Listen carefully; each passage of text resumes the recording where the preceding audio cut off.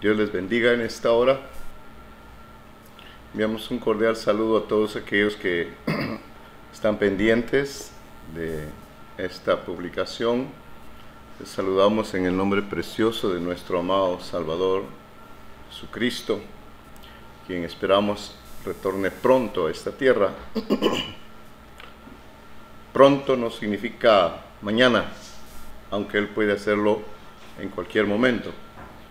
Recordemos bien que viene por lo que Él da en llamar su novia, que es parte de la iglesia, pero no es la iglesia en sí, total. Reciban un cordial saludo, por lo tanto.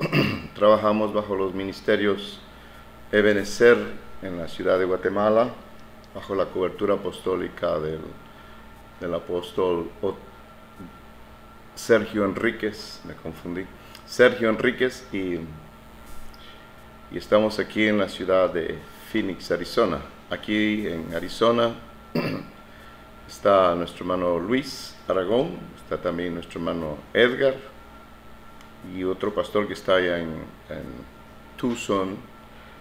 Y bien, reciban por lo tanto un cordial saludo y de antemano deseamos que sea bendecido en esta hora y que el pensamiento a verter sea algo que traiga guianza, que traiga edificación, que traiga soliviandad, paz, y que pueda ayudarnos a organizar de mejor manera nuestra vida y nuestro caminar en el Señor. Sí. Padre, te rogamos en esta hora, nos bendigas y que seas propicio a nosotros y visites, Señor, los hogares de los que escuchan. Lo pedimos y lo recibimos en tu nombre, precioso Señor. Gracias, Padre. Amén.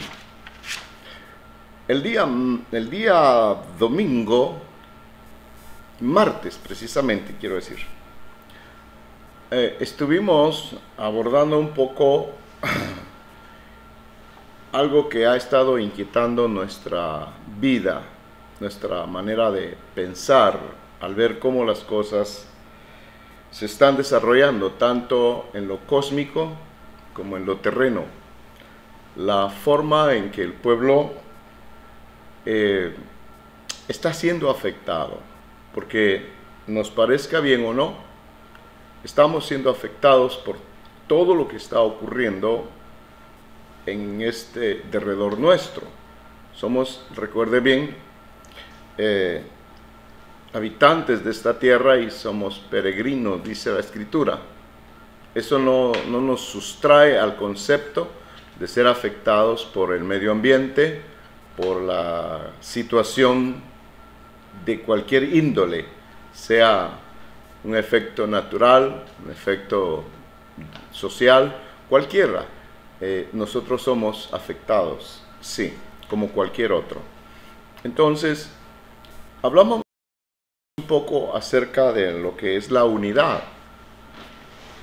No tuvimos mucho tiempo como para desarrollar el aspecto unidad, pero ese es originalmente el propósito de esta prédica, de esta conversación, de que nosotros, los que decimos conocer, los que decimos saber, los que estamos en el camino, podamos ser conscientes y seamos confrontados con esta verdad. No puede haber otra forma en la cual nosotros, los nacidos de nuevo, podamos entender el propósito de Dios en nuestra vida. Hay una palabra que define esto y es algo que no nos identificamos mucho con ella, y es precisamente la palabra compromiso. Recordemos bien, después que el Señor Jesús se fue y que Judas se había colgado, había muerto por ahorcamiento, él mismo provocó su muerte. Dice la iglesia, dice el Nuevo Testamento que la iglesia, los apóstoles, se reunieron juntamente con los comprometidos. Dice. Note bien, los que tienen compromiso, los que tienen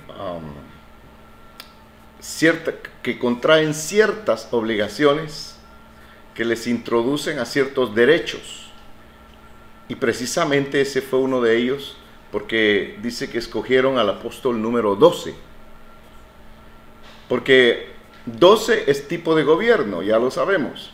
Bien, si no habían 12, no podía llenarse el quórum, no podía haber la cantidad precisa que tipificaba la palabra gobierno.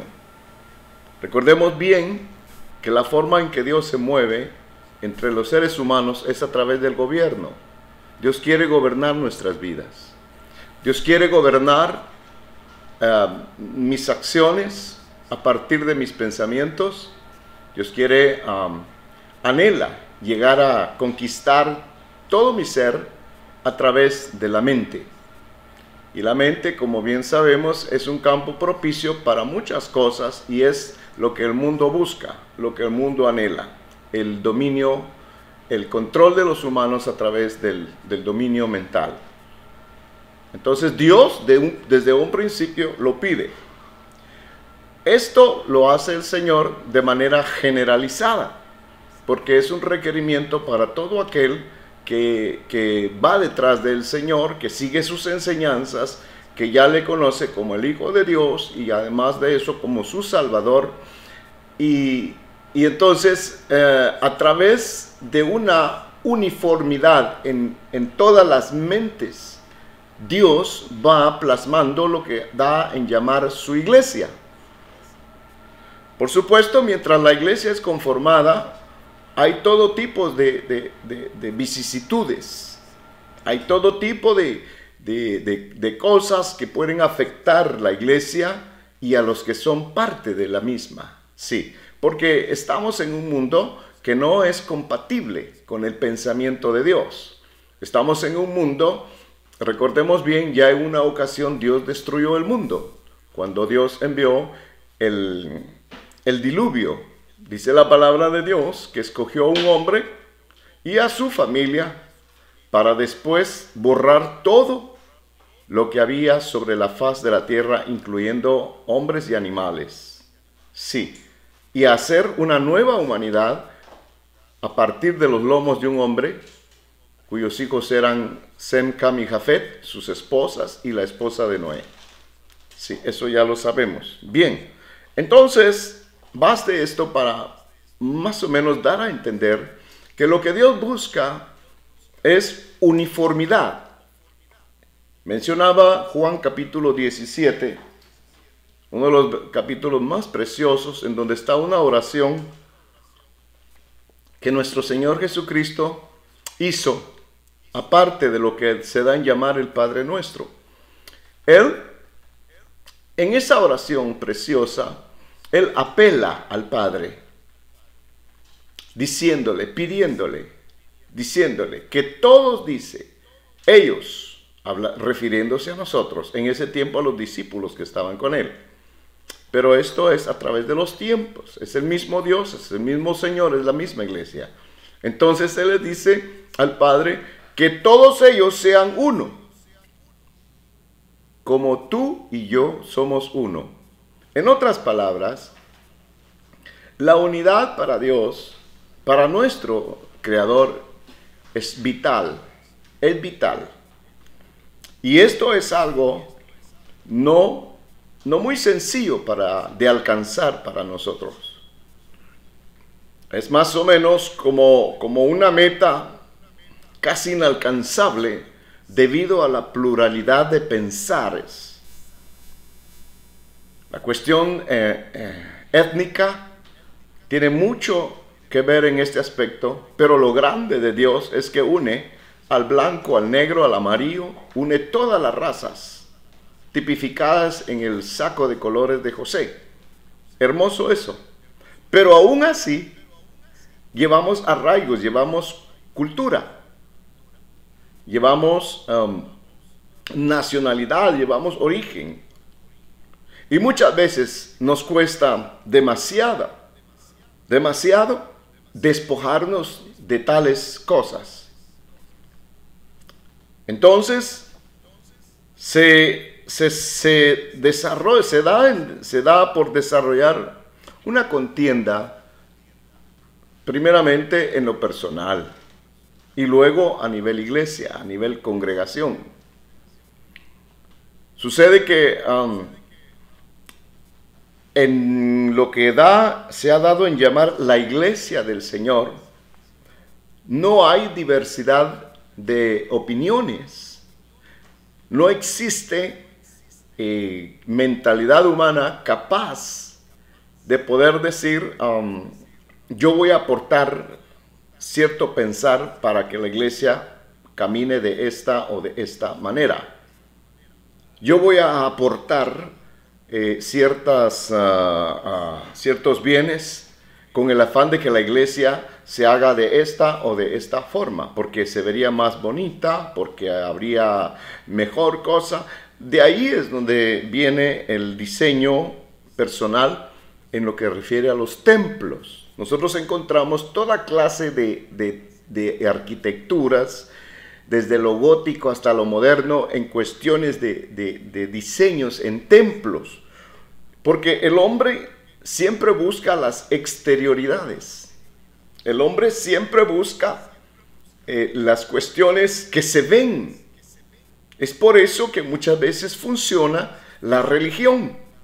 La religión tiene una función principal y es mostrar físicamente a la deidad. No voy a aludir a ninguna, pero yo vengo de ahí precisamente, ¿verdad? Porque es el común denominador, que en cuanto uno nace, ya nace con religión, ya tiene su línea, ya no le dan otra oportunidad. No le preguntan, ¿te parece? ¿Está bien contigo? No. Ya los que lo traen al mundo, los que originan su venida, ya lo marcan con el camino a seguir. De manera jocosa le digo esto. Tal pareciera que también traemos ya una línea política, porque hoy en día, de manera jocosa se lo digo, se da por hecho que si uno es hispano pertenece a cierto candidato, ya simpatiza con tal cosa y no debe salir de ahí. Bueno, esto es adherido, no tiene nada que ver con lo del Señor. Entonces, viene el Señor buscando la unidad en su iglesia. Viene el Señor buscando la uniformidad en el pensamiento. Esto es algo que choca, es un enfrentamiento a la mente racional. Sí, por esa razón de que el hombre es racional, es un ente inteligente, tiene iniciativa propia, es el único que piensa, a diferencia del animal que también, por ejemplo, experimenta el dolor. Un animal sufre dolores, por ejemplo, voy a poner un ejemplo. El hombre también sufre dolores, pero el animal no pasa de sufrir el dolor. El hombre, sí, el hombre puede convertir en sufrimiento aquel dolor. ¿Por qué? Porque es un ente pensante. Y en la iglesia esto queda descartado definitivamente, porque en la iglesia no se aceptan ningún tipo, porque no es una entidad terrena. Tengo que explicarle eso. La iglesia es una entidad divina, porque la compró el Hijo de Dios y la fundó Él. Con su muerte en la cruz del Calvario, con su sangre en la cruz que derramó por nosotros, la compró, dice la palabra. Sí, y eso es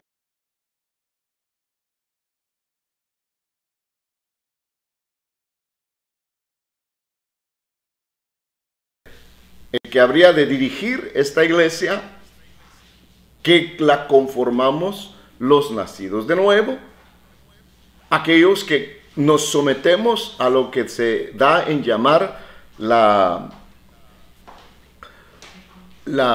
teocracia.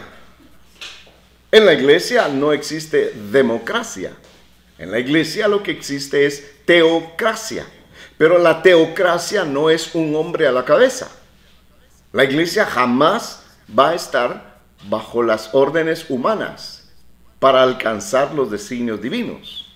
No, sino que la iglesia es un ente que no pertenece a esta esfera, a esta tierra, sino que está siendo preparada para llegar a morar en las eternidades a donde Dios, bendito de gloria, ha prometido llevarla. Precisamente a donde Jesucristo, después de haber padecido, después de haber vivido, después de haber muerto en esa cruz, después de haber descendido a la tumba, después de haberse levantado de la tumba, haber ido al infierno y después del infierno haber ido al lago de fuego donde su cuerpo fue quemado completamente, absolutamente, y después fue levantado de ahí. Ese Señor bendito, dice la palabra, que como Él había descendido del cielo.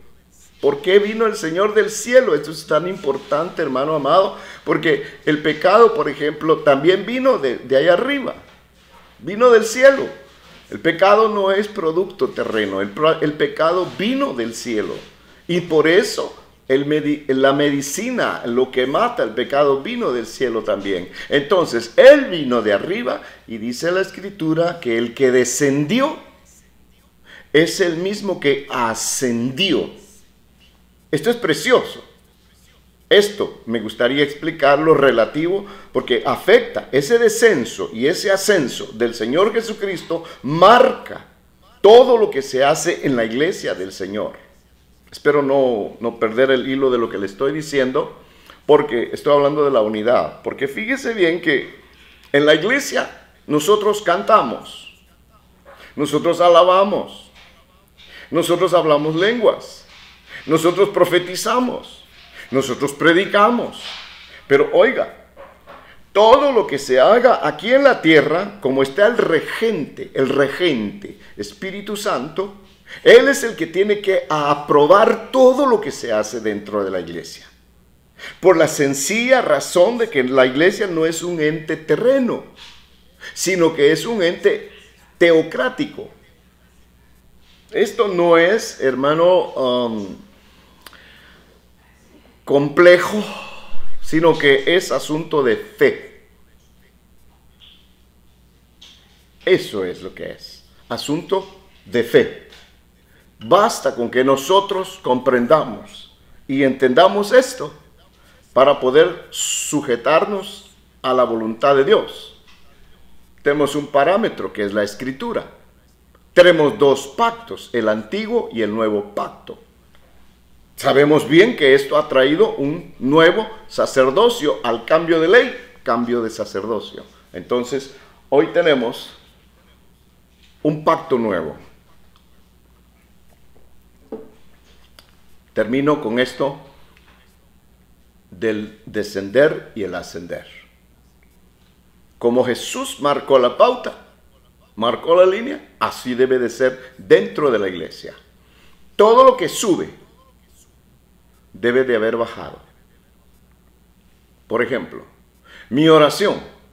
Si mi oración es motivada por mis deseos carnales, si mi oración es consecuencia de mi situación actual, si mi oración es un diseño enseñado por el hombre, es una repetición, si mi oración es una premura porque tengo una necesidad, Señor, necesito esto, para ayer lo necesitaba, Señor, por favor, pero no está dentro de los parámetros divinos, no está dentro de la voluntad de Dios, esa oración no va a subir.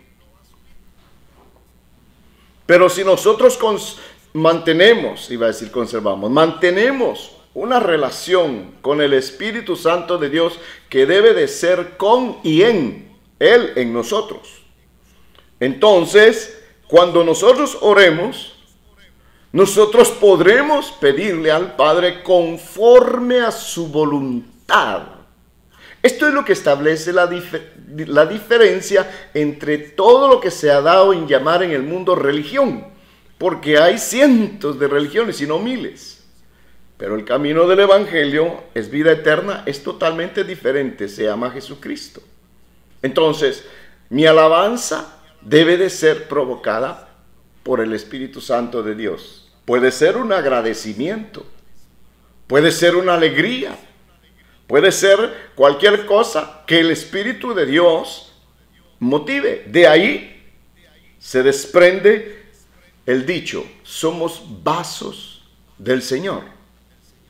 Vasos de barro, sí, pero que contienen la gloria de Dios. Porque cuando alguien tiene al Señor morando en su corazón, en su mente, entonces se convierte en un vaso de Dios. Entonces tiene buenas posibilidades de que todo lo que haga en el Espíritu pueda ser aceptado por el Dios de la gloria.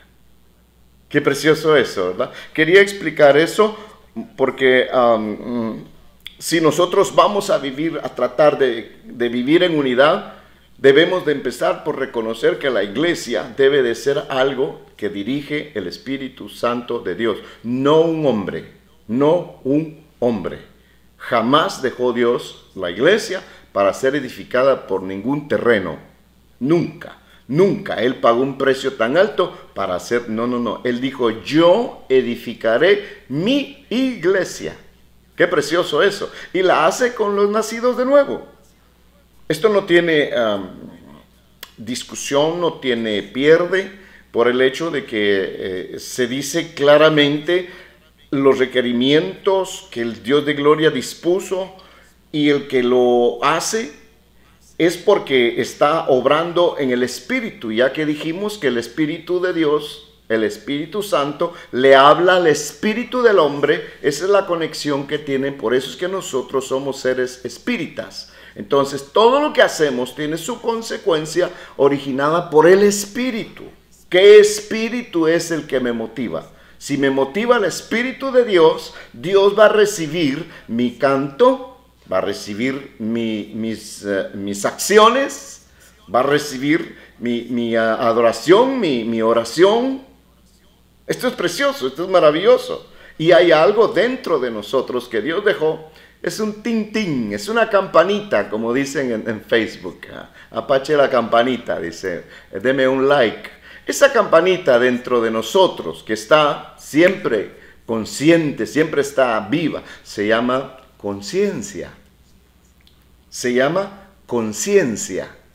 Y dice el Señor a ese respecto, si tu conciencia, dice, Dios es mayor que tu conciencia, y si tu conciencia no te redarguye, mayor que tu conciencia es Dios, mayor que tu corazón es Dios.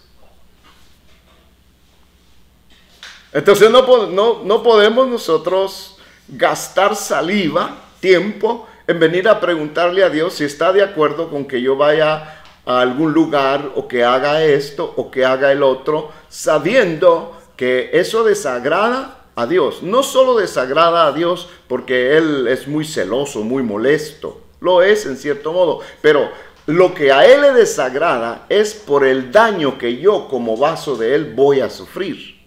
Las consecuencias del pecado, las consecuencias de cualquier desvarío, lo voy a llevar yo en mi propia vida. Usted que me está oyendo, ¿sí? Y qué precioso que Dios pueda tomarnos en cuenta en esos aspectos preciosos para hacernos entender, óigame, al punto de que somos propiedad privada. Ya no es asunto de despersonalizar a alguien. No es asunto simple y llanamente de decir fanatizarse, como se dice comúnmente. Hay personas que sencillamente articulan palabras y usan el vocablo porque han aprendido a la juerga, pero en realidad que exista un pequeño consciente de responsabilidad, no lo hay, menos de conocimiento. Entonces, aquí es donde yo quisiera enfatizar algo, porque hay veces que nosotros pedimos algo, hay veces que nosotros inquirimos y no hay respuesta. Y yo quiero ya entrar en en materia a este respecto. Ya le hablé de la iglesia, le hablé del principio, de las cosas, porque fíjese que estamos viviendo, como dice la Escritura, un tiempo, una temporada, una sazón. Es algo que no es eterno, pero que es muy característico de la tierra en donde nosotros vivimos. Y es el desacuerdo, es el infortunio, es el hecho de que constantemente el hombre está en desacuerdo con todo lo que hace, con sus congéneres. Nunca van a encontrar acuerdo. En Génesis capítulo 6 me parece, o 12, bueno, en Génesis está. Cuando los hombres se pusieron de acuerdo por primera vez, dice la palabra, y decidieron edificar una torre llamada Babel, que significa confusión. Esa torre está en construcción en este tiempo. ¿Cómo se llamaba Babel? ¿Qué significa Babel? Perdón. Babel significa confusión. Y si nosotros analizamos, no necesitamos mucha materia para entender que la confusión hoy en día es reinante, es rampante. Óigame, pero que el mundo esté así no es de extrañarse, porque ya Dios lo avisó. Pero que la iglesia del Señor esté participando más o menos de lo mismo, que esté en desbandada. Y esto ya es antiguo, porque el Señor Jesucristo, cuando vio al pueblo, el Señor Jesús en su persona, en su humanidad, cuando Él vio al pueblo, dijo que los vio como ovejas que no tienen pastor. Esto es algo muy triste, es algo muy duro, porque Él se dolió en su corazón. Recordemos bien cuando Él lloró sobre Jerusalén. Él les dijo: cuántas veces quise cobijarte, quise abrigarte bajo mis alas, como la gallina cubre a sus polluelos, y no quisiste. Y luego les da un dechado terrible que hasta el día de hoy permanece. Tu casa, tu casa, es dejada desierta y vacía. Eso es Israel hoy en día. Eso es la nación bendita de Israel, que le tiene que pedir paz a sus enemigos, porque aquel que es la paz no lo recibieron. La paz es Jesucristo. Él vino a ellos, pero ellos lo rechazaron. No estuvieron de acuerdo con Él, porque Jesús jamás estuvo de acuerdo con sus tradiciones. En una ocasión aquí nosotros dijimos que hay tradiciones de hombre y tradiciones de Dios así conocidas. Las tradiciones del hombre son la interpretación del hombre a la palabra de Dios. Pero las tradiciones de Dios, así llamadas tradiciones, son la interpretación de Dios a su palabra. A esa se debe de sujetar el hombre. Sí, pero cuando el hombre se desvaría de eso, se desliga de eso, pues leuda. Y cuando el leudo viene, la pureza se va. Eso es así. Es ahí donde Dios constantemente llama a su pueblo y le dice: no te mezcles, no te unas. No te unas con el impío, no te unas con el tibio, no te unas con el inconverso. No te unas en yugo desigual, le dice el Señor. Ya ve que el yugo es el que usan los bueyes. A donde va un buey, ahí va el otro. Entonces, si uno se une en yugo desigual, termina uno haciendo lo que el mundo quiere que uno haga. Y al final, termino metiendo el mundo a la iglesia. Y aquella iglesia se viene a llamar Laos, Díceos, la Odisea. Mire esto, en el capítulo 42 de Jeremías, para que no me culpe que no le doy cita bíblica. Dios les bendiga allá en México, hermana Laura, bendiciones. Dios va a prevalecer en su vida. Usted está guardado por la palabra bendita de Dios. Dios mora en su casa. Hermana Genoveva, no se diga, hermana Pelanchita, su hogar. Bien, en Jeremías 42:1, voy a leer corto porque el tiempo se nos va. Dice: llegáronse los oficiales de gente de guerra, y Johanán, hijo de hijo de Carea, y Jesanías, hijo de Osaía, y todo el pueblo, desde el menor hasta el mayor, y le dijeron a Jeremías, profeta, caiga ahora mismo nuestro ruego delante de ti, y pídele a Dios por nosotros, por todo este pueblo, porque hemos quedado unos pocos de los muchos que éramos, como tú bien te puedes dar cuenta.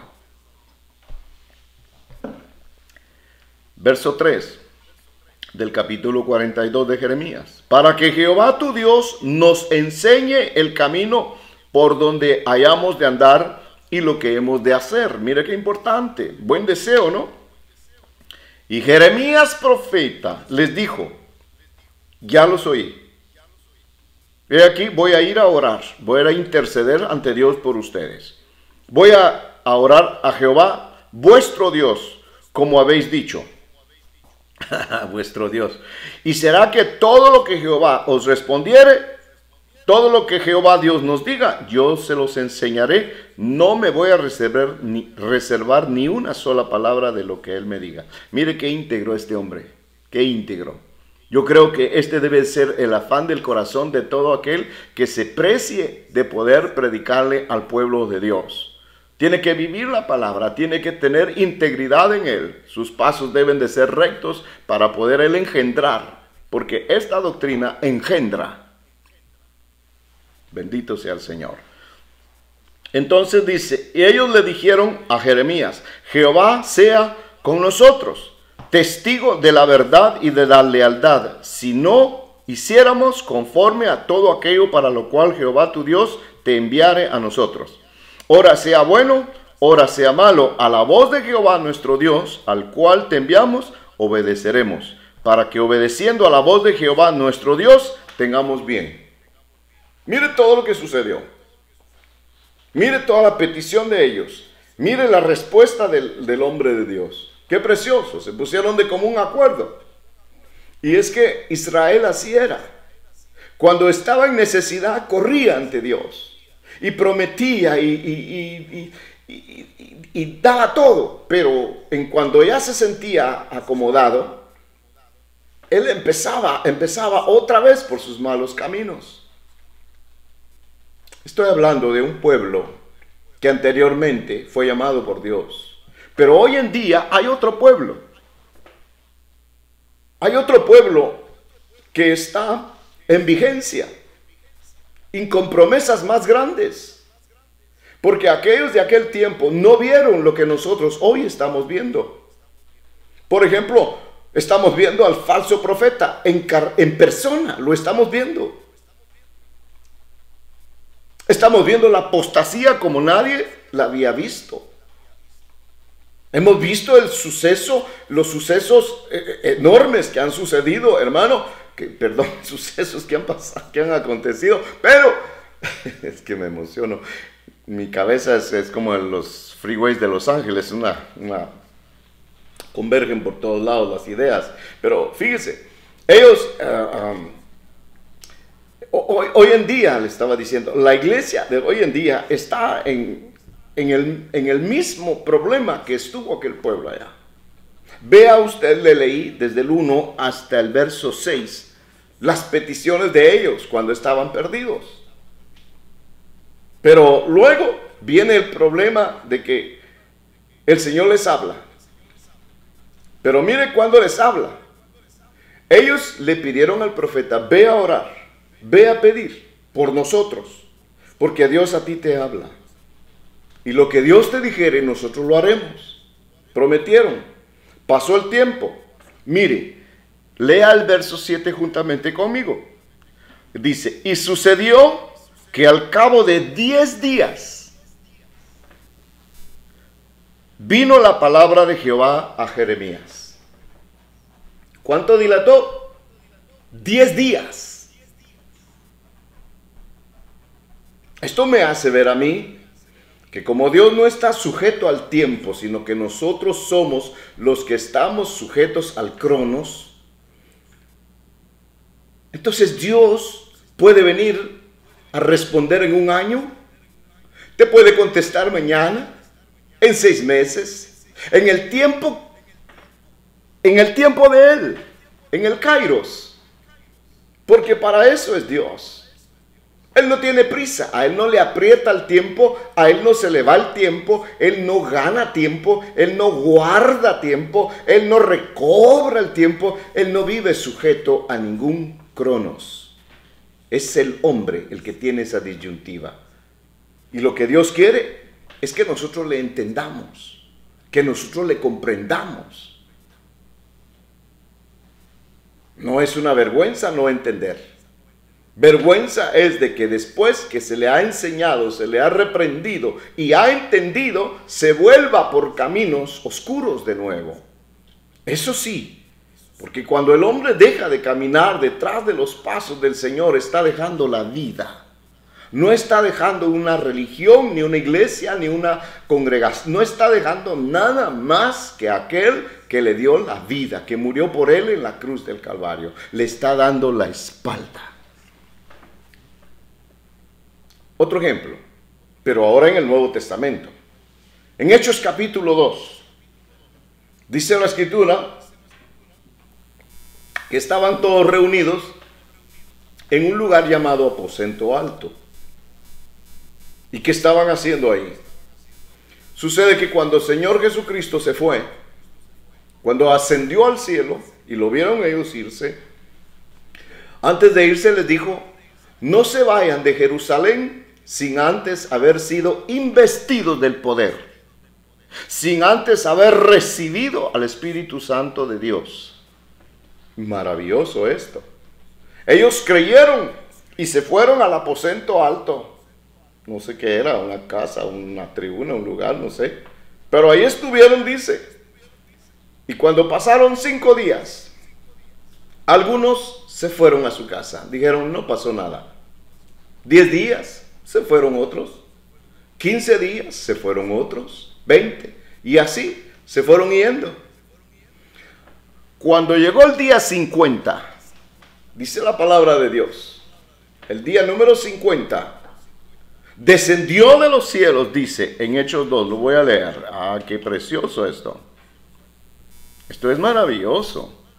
Y cuando se cumplieron los días de Pentecostés, estaban todos unánimes. Note eso, por favor. Esto es muy... esto es crucial para el tiempo que estamos viviendo nosotros. Espero me queden los minutos para poder desarrollar esto.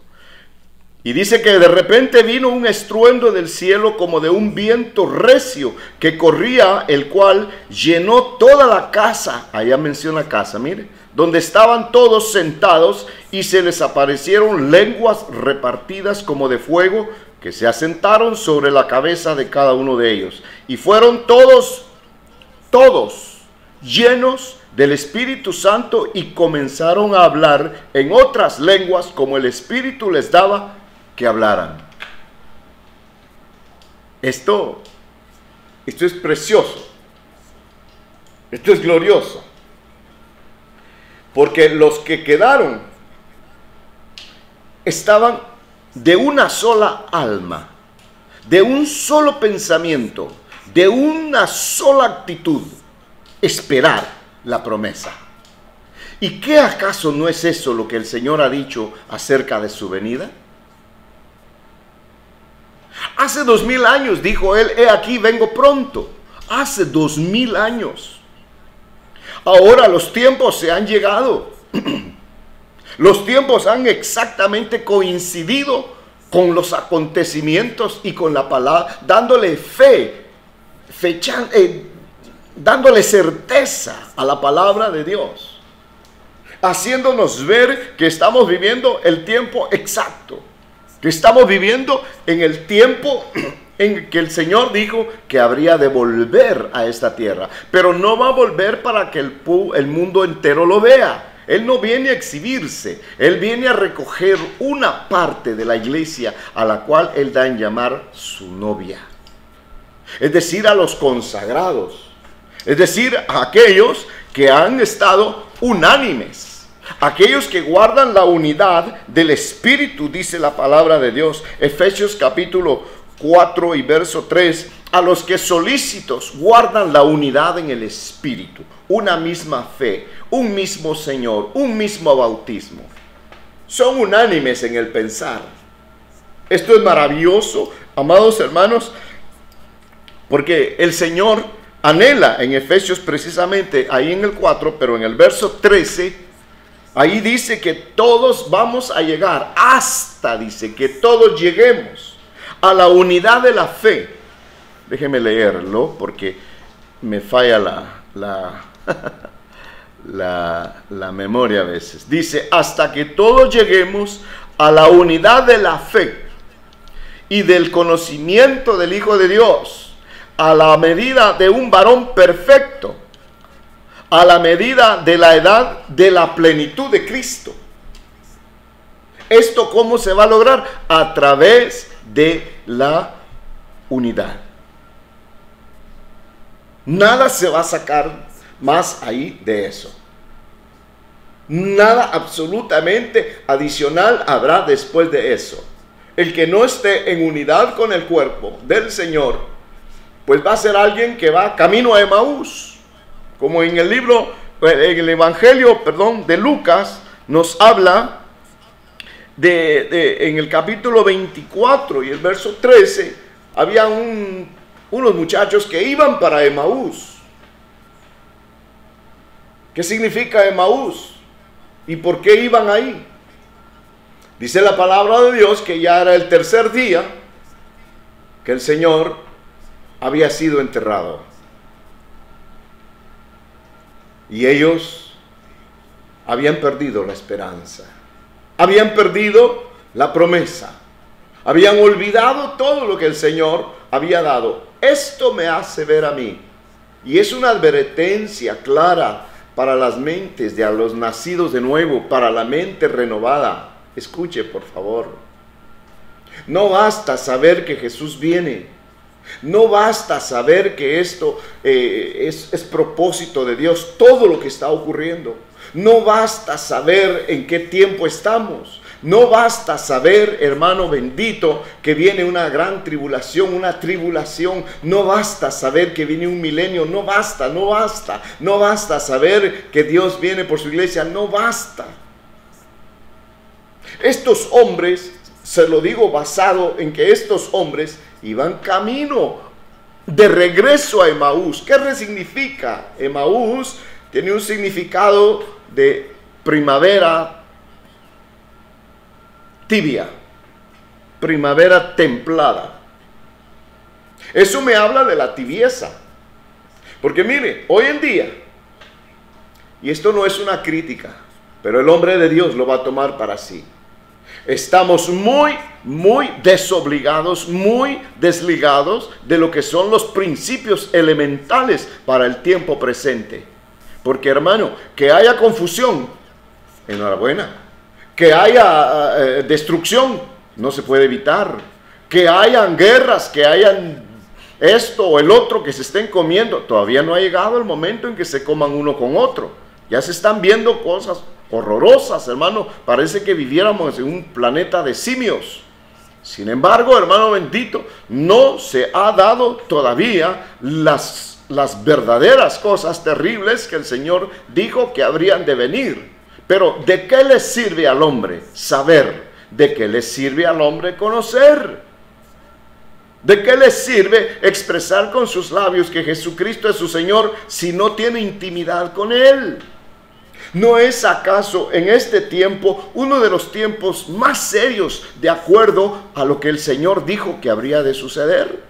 Recordemos bien que en el tiempo de cierre es lo más complicado. El afán, el principio no es empezar. El propósito de todo no es iniciar algo. Eso lo hacen todos. El propósito, el verdadero propósito, la meta, es alcanzar, terminar el propósito con el cual se empezó. Terminar, culminar una carrera. ¿De qué sirve haber empezado? ¿De qué sirve si no voy a culminar?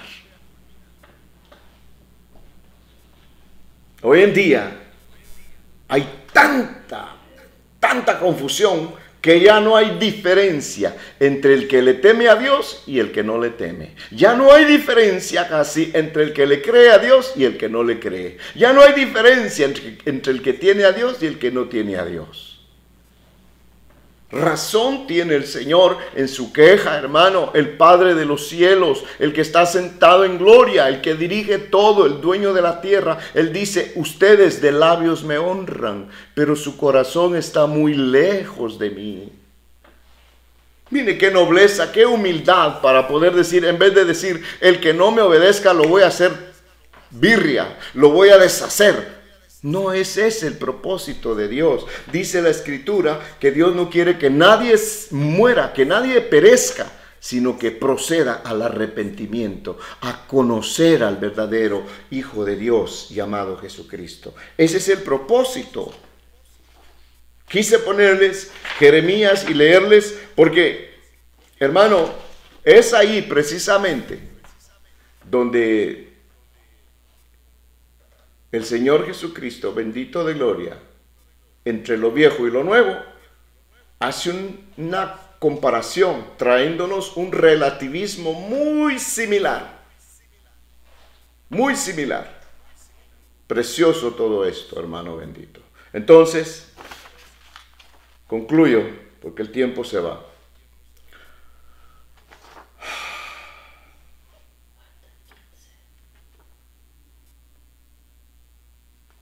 Aquellos que estaban esperando al Señor Jesucristo, digo, la venida del Espíritu Santo,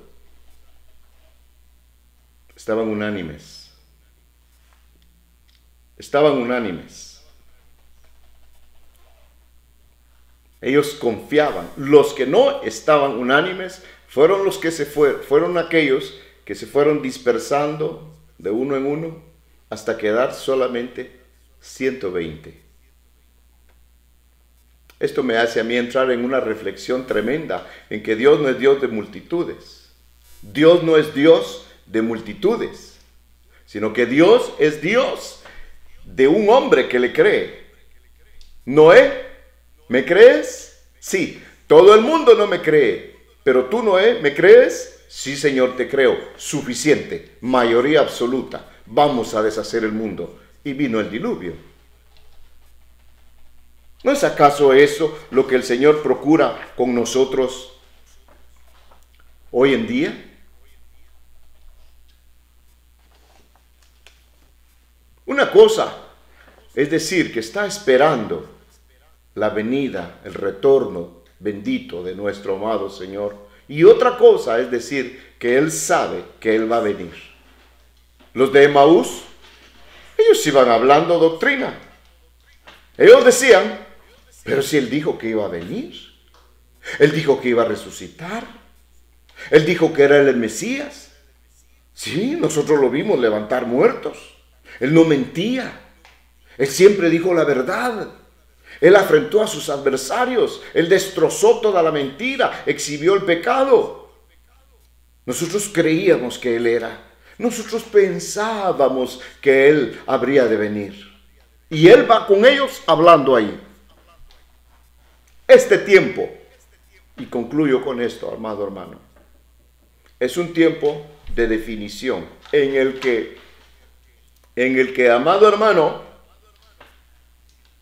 mucha gente va a ser despertada, pero en el calor del horno, porque esta tierra está como el horno donde metieron a Daniel.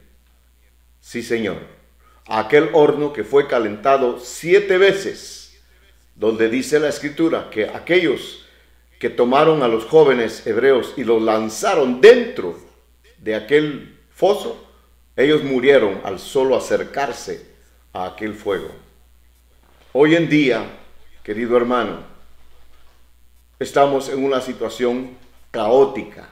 Yo no me lamento por lo que en el mundo pasa. No, yo sé que de todas las cosas que ocurran, incluso podemos ser afectados, sea en lo económico, sea en lo moral, sea en lo social. El mundo está muy convulsionado. Esta nación bendita está afrontando un tiempo de incertidumbre. Yo creo que la iglesia del Señor es apolítica, no debe de estar envuelta en ninguna situación terrena. Sin embargo, el Señor nos ha dicho a cada uno de nosotros: oren por sus gobernantes, oren por las autoridades que están emplazadas. Estamos a menos de 2 semanas a punto de que haya una definición de gobernantes en esta nación. Pero nosotros no tenemos que estar envueltos con ningún grupo del que sea, no importa el que sea, no tenemos por qué estar ligados con nada. Somos apolíticos. Eso no nos hace que ignoremos las cosas que están sucediendo. Sin embargo, nosotros no fuimos llamados a tener coalición con ninguna entidad terrena, menos política o económica, o llámese como se llame. Solamente en lo que refiere a la iglesia. Eso es todo a lo que fuimos llamados nosotros, porque nosotros tenemos un fin. Pero mientras estamos en esta tierra, mientras vamos de camino, mientras peregrinamos en esta tierra, nosotros tenemos que tener en común el denominador unidad. Que no importa que vivamos lejos el uno del otro, que no importa, hermano, si la situación es diferente en cada hogar, porque de hecho lo es, pero que exista la unidad, que exista la esperanza, que no huyan de nosotros, como ahí dice en Hechos capítulo 2, que todos estaban unánimes esperando la venida del Espíritu Santo de Dios. Fíjese que qué glorioso, qué hermoso es el Señor Jesucristo. Y hoy sí concluyo con esto, hermano, porque el tiempo ya se nos va. Dios nunca, nunca de los nunca ha enviado a su pueblo a ciegas. Nunca el Señor ha hecho semejante cosa. Fíjese bien, cuando el Señor se fue, regresó al cielo, ellos corrieron a congregarse al aposento alto, porque la orden fue: no se vayan de Jerusalén, no vayan a ninguna parte sin antes haber sido investidos del poder que viene de arriba. Y ellos lo entendieron, corrieron ahí a ese lugar, dice la palabra de Dios. Pero esto es lo que yo quiero recalcar y poner y dejar en su corazón el día de hoy. Sí, porque mucho pueblo está triste, otros están despreocupados, otros están ocupados haciendo proyectos, otros están haciendo cualquier cosa. Otros definieron: no, es que es por aquí, no, yo le voy a dar por acá. Pero los que hemos entendido que la unidad en el Espíritu es lo que Dios demanda y que se debe de permanecer en ella, entendemos que aquel Dios, Jesús, primero les hizo ver cómo trabajaba el Espíritu Santo. Primero los hizo ver las maravillas del Espíritu Santo, porque Él levantó muertos. Él le abrió los ojos al ciego. Él abrió los oídos del sordo. Él levantó al parapléjico. En el nombre del Señor se hicieron muchas cosas, pero era el Espíritu Santo de Dios que estaba con él. Dice en un pasaje bíblico que Jesús estaba predicando, dice, y el Espíritu estaba ahí presente para sanar. Mire qué maravilloso. Entonces ellos miraban lo que el Señor hacía, pero sabían que había alguien con él. Por eso cuando recibieron la orden de irse al aposento alto, no dudaron ni un instante y corrieron, porque sabían que iban a recibir, dice la palabra de Dios, a aquel que había estado con ellos, note bien, había estado con ellos 3 años y medio haciendo las maravillas que hizo. Pero ahora, cuando Él viniera, Él iba a vivir dentro de ellos. ¡Qué maravilloso! Esto no tiene parangón. Este Dios es el Dios que no miente. Este Dios es el Dios que me conoció, dice Salmos 139:13, me conoció desde antes que yo entrara al vientre de mi madre. Dice que cuando estaba yo en el vientre de mi madre, Él me conoció, Él tenía ya una agenda acerca de lo que yo iba a hacer.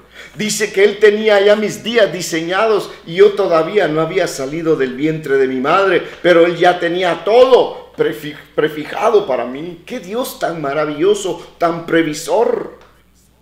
Ese Dios bendito que se fue al cielo hace 2000 años, que retornó al cielo de donde vino, hoy nos sigue recordando que Él va a volver, que no perdamos la fe, pero que no te mezcles en tus pensamientos.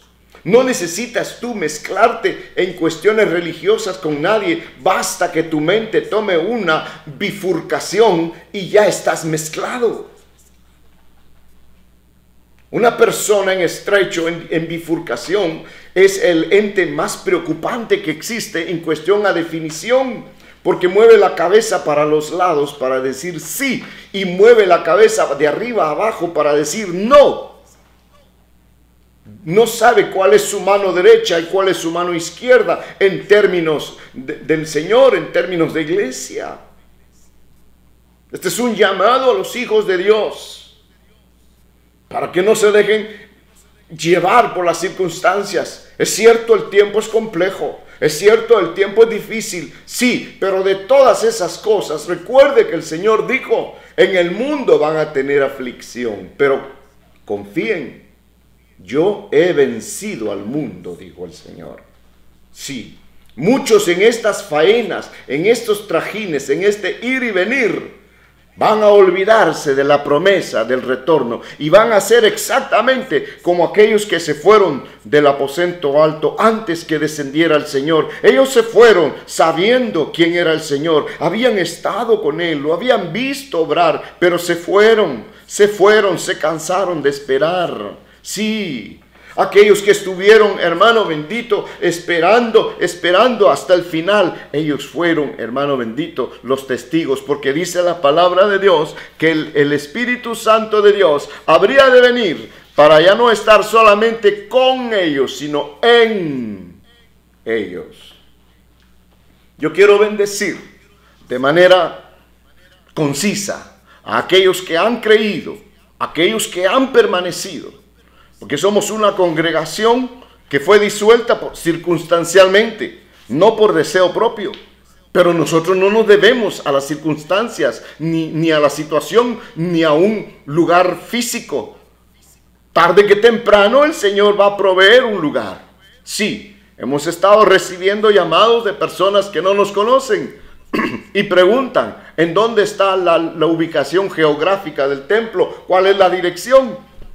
Mientras otros, hermanos, se han bifurcado, se han ido por diferentes caminos y van camino a Emaús, si no es que ya están ahí.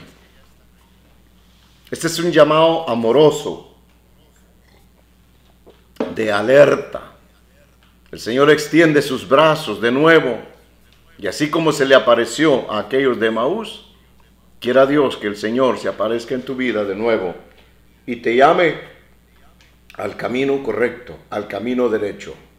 Sí, porque haber caminado con el Señor tanto tiempo para al final decir que me perdí, se me olvidó, me descuidé, es como preparar el asalto de un banco por 8 meses. Invertir tanto dinero en rentar la casa que está al otro lado de la calle, hacer un túnel y gastar tanto para llegar a asaltar el banco,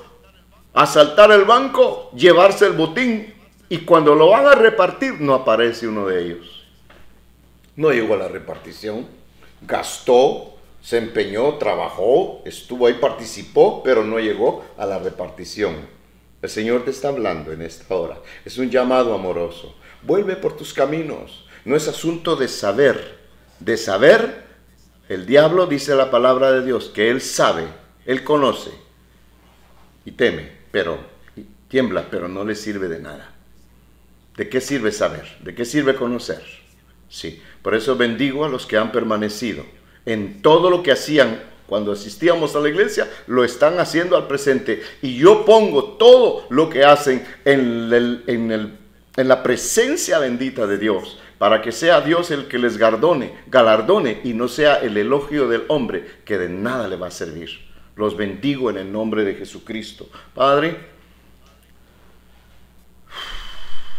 nuestro que estás en los cielos y en todo lugar, tú que habitas, Señor bendito, en nuestros hogares, habitas en las vidas de aquellos, Señor, que han sido llamados, que han sido lavados con la sangre de tu Hijo, que han sido purificados, Señor, y que han sido preparados, Señor bendito, para esperar con paciencia, Señor, la promesa de tu venida.